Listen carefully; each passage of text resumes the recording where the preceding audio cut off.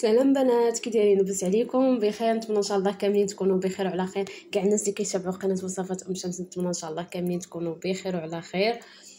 اليوم كيف ما شفتوا البنات في العنوان غنشارك معكم الصباغه باللون البني طبيعيه 100% وكتقوي شعرك في نفس الوقت، يعني ما كيطيح لك شعرك اللون كيبقى لك واحد اللون زوين بزاف كيف ما شفتوا في اول فيديو. يعني واحد اللون واخا التصوير ما عطتهاش يعني كاميرا، حيت كنصور غير التليفون، ما عطتهاش يعني حقها. داك اللون ما عطاتوش يعني حقه باش يبان. واحد اللون صراحه ما نقولش لكم البنات غيسطيكم واعر. عرفتي تصبغي شعرك حتى تعياي ما غيخرج لك هذا اللون. عرفتي واحد اللون فن البنات وزوين بزاف. تقدري ديريها حتى لبنياتك صغار، يعني البنيات اللي كيتشهاو يعني يتبدل لهم اللون ديال شعرهم. هذه اولا كتقوي الشعر، وثانيا تتحبس تساخط وكترطب الشعر وكتعطيك اللون اللي بغيتي. يعني انت اللي كتحكمي في اللون على حسب المكونات اللي غادي نديرو في هذه الوصفه. واحد اللون يا البنات فن فن فن وكتغطي الشيب. يعني البنات هكا، يعني العيالات اللي عندهم الزغبيات ولا خرج لهم يعني ما مرتاحينش وبغاو يصبغوا شعرهم، ما ننصحكش تصبغيه بشي صباغه اخرى من غير هذه، حيت فريمون تتحيد، كتعطي واحد اللون زوين وكتحيد لك الشيب واعر واعر واعر بزاف. كيف ما شفتوا المكونات البنات باش ما نطولش عليكم بزاف الفيديو. هنا عندي ورق السيدر، عندي الورد كيف ما شفتوا، عندي الكركدي، عندي البابونج، وعندي سميتو القرون. انا مع العشوب تلفت. عندي القرنفل، او عندي هنا حبة الراس. يعني حبة الراس هي اللي كتقوي الشعر بزاف. وعندي هنا الحرمل. فهمتوني البنات؟ وكيف ما كتشوفوا عندي زريعه البصله. يعني عندي شويه الزعيطره، يعني الزعيطره اختياريه. عندي هنا يازير، يعني عشوب كاملين ديال الشعر. عندي الثومه، جوج الروس ديال الثومه، عندي طريف ديال البصله الحمراء، عندي سكنجبير طري. غنقيد لكم كاملين هاد المكونات كاملين البنات، غنقيدهم في صندوق الوصف باش اللي بغات تسكريني يعني المكونات بغات تاخذهم. كنخويو عليهم الماء، كنديرهم يعني في شي كاسرونه، تنخويو عليهم الماء. يعني الماء تكون يعني تكون نجره هكا كبيره، وديري فيها هذا الخليط باش تخلطي بها 2 مرات. هنا كيف ما كتشوفوا عندي الحنه. الحنه يا البنات، الحنه ديال الشعر. يعني كتمشي عند العطار كتاخدي الحنه ديال الشعر، ماشي الحنه اللي كنديروا هذا، ماشي الحنه اللي كنديروا ليدينا، الحنه ديال الشعر خاص ديال الشعر. انا هاد العشب كاملين البنات جبتهم فاش مشيت لدارنا. كاين واحد العطار عندهم يعني كيعطيك داكشي زوين ونقيو شي حاجه جديده.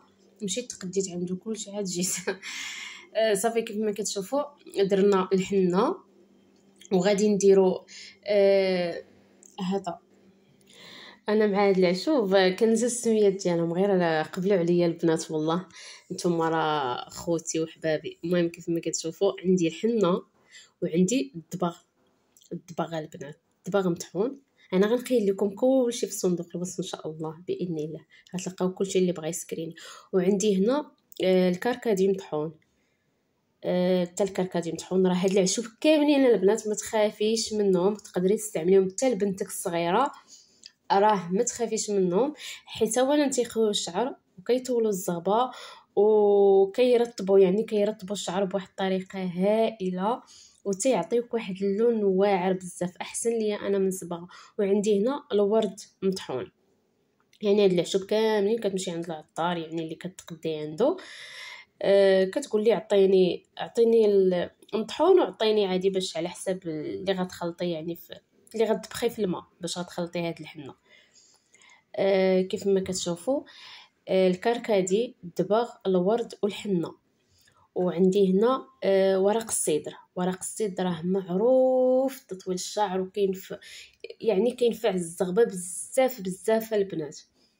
الخليط كديروا على حساب نتوما القياس يعني اللي بغيتو. انا غادي نستعملو انا وبنتي.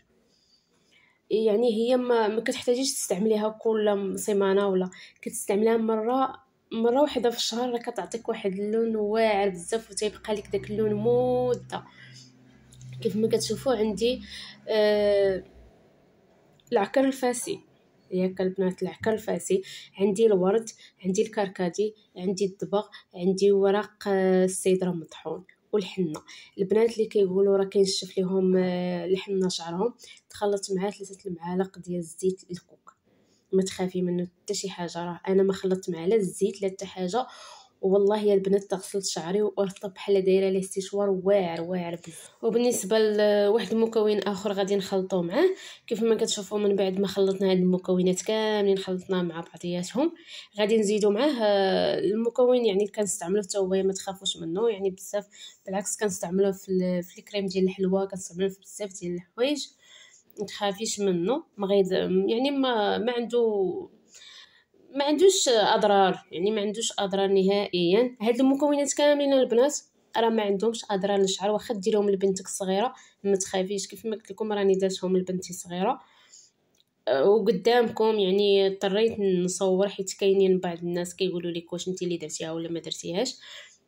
وهنا البنات كيف ما شفتوا منول غذائي، يعني الا لقيتو غبره احسن، يعني الا لقيتو غبره احسن. انا لقيت غير هاد السائل، كنقلب على الغبره ما لقيتهاش، يعني الا لقيتو الغبره احسن. المهم تقريبا هنا غتستعملي غير معلقه كبيره صافي، كتخلطي بداك الماء بداك العشوب اللي طبخنا كيف ما شفتوا. من بعد ما طبخ دوك العشوب ما غنخليهمش تيبردوا، يعني غنخلطوه يعني داك الماء سخون، باش الا غنديروا داك الحنه، يعني الا غنديروا ديك الوصفه باش تكون سخونه، يعني ما تكون شويه ماشي تحرقك ولا شي حاجه، يعني شويه تكون دافيه شويه. المهم كيف ما شفتوا غنخلطوها مزيان، تتخلط لينا حتى كنحصلوا على الشكل يعني اللي تخلط مزيان. المهم نتوما راه غادي تشوفوا، انا سمحوا لي والله الا شدت التليفون بليد وخدامه بليد، يعني مضورنجيه شويه، ولكن قلت والله تنشاركها مع البنات. هنا كيف ما كتشوفوا كتقسموا شعره من التحت، انا راه بديت ليها من التحت غير على طريقه باش شد التليفون، يعني ماشي هي هذيك قبلوا عليا وصافي. المهم كتقسمي شعرك وكتعمري لتحت، هو الاول زيد وانت غاده وغاده حتى كتعمري الفوق. المهم كيف ما شفتوا راني عمرت ليها شعرها كامله، هادي راه بنتي. وها نتوما من بعد ما غسلت ليها شعرها راه من شفتوا ليها بالسيشوار ما حتى حاجه، غير مسحتو مشطوا ليها وخرج بحال ما هكا، راه واعر هاد اللون. والتصوير راه ما عطاتهاش حقها، يعني ما عطاتش التصوير ما عطاتش حق داك اللون اللي كاين في الشعر، والله حيت مع التليفون عادي ما صورتش ليا مزيان. ولكن راه اللون خطير يا البنات، اللي ما جربتش هاد الصباغه الطبيعيه تنوض تجربها وتهلا ليا في شعرها وشعر بنتها حتى هي، راه فنه البنات. كيف ما كتشوفوا ما تخافوش الحنه ينشف لكم شعركم، بالعكس غادي يزيد يقوي لكم شعركم وغادي يطول شعركم وغادي يرطب لكم شعركم، يعني غتحصلوا على واحد النتيجه اللي فنه. يعني هاد الوصفه راه ما غتبقاي ديما تجربيها، راه فنه البنات، غيجربوها بعينيكم مغمضين. هادشي اللي كاين البنوتات، خليتكم على خير، نتلاقاو شي فيديو اخرى ان شاء الله، والسلام عليكم ورحمه الله تعالى وبركاته.